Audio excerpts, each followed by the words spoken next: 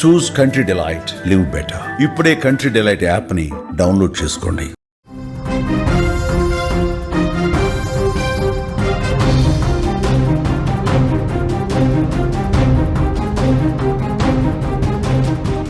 భద్రాచలం వద్ద గోదావరి ఉధృతి పెరుగుతోంది. 43 అడుగులకు గోదావరి నీటిమట్టం చేరుకున్నట్లుగా తెలుస్తోంది. మొదటి ప్రమాద హెచ్చరికనైతే అధికారులు ఇప్పటికే జారీ చేశారు. స్నానఘట్టాల వద్ద మెట్లు, విద్యుత్ స్తంభాలు మునిగినట్లుగా తెలుస్తోంది. స్నానాలకు వెళ్లే భక్తులు జాగ్రత్తలు పాటించాలంటూ కూడా సూచిస్తున్నారు.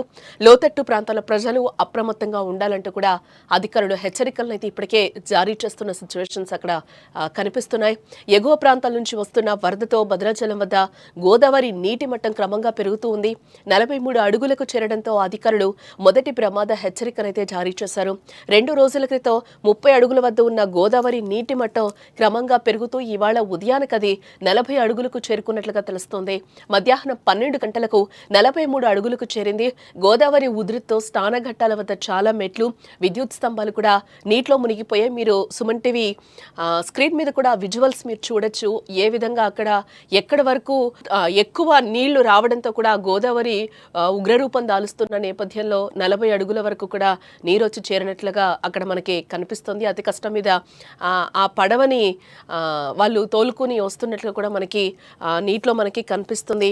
మత్స్యకారులు కూడా వేటకి వెళ్ళకూడదని కూడా అధికారులు అయితే కొన్ని హెచ్చరికలు అయితే జారీ చేస్తున్నారు. ఇప్పటికే స్నానఘట్టాలు కూడా అక్కడ నీటిలో మునిగిపోయిన పరిస్థితులు అయితే మనకి కనిపిస్తున్నాయి. వరద ఉధృతి కూడా ఏ విధంగా వస్తుందో గోదావరి ఉప్పొంగుతున్న సిచ్యువేషన్స్ అయితే మనకి కనిపిస్తున్నాయి. కాబట్టి ఇప్పటికే లోతట్టు ప్రాంత ప్రజలకు కూడా అలర్ట్స్ అయితే జారీ చేయడం అయితే జరిగింది. నదిలో స్నానాలు ఆచరించే భక్తులు కూడా జాగ్రత్తలు పాటించాలని కూడా అధికారులు సూచిస్తున్నారు. లోతట్టు ప్రాంతాల ప్రజలు అప్రమత్తంగా ఉండాలి అంటూ కూడా అధికారులు హెచ్చరికలను అయితే జారీ చేస్తున్నారు. ఇటు మరోపక్క మనం చూస్తే ములుగు జిల్లాలో ఎడతెరిపి లేకుండా కురుస్తున్న భారీ వర్షాలకు వాగులు వంకలు పొంగిపొర్లుతున్నాయి. మహారాష్ట్ర ఛత్తీస్గఢ్లో కురుస్తున్న వర్షాలకు ముళ్లకట్ట బ్రిడ్జ్ వద్ద గోదావరి ఉధృతంగా ప్రవహిస్తూ ఉంది. వాజేడు మండలం వద్ద టేకులగూడెం జాతీయ రహదారిపై ఉన్న రేగుమాకు గండి బ్రిడ్జ్ మునిగిపోవడంతో ఛత్తీస్గఢ్ తెలంగాణ సరిహద్దు వద్ద రాకపోకలు కూడా దీనివల్ల నిలిచిపోయినట్లుగా మనకి సమాచారం.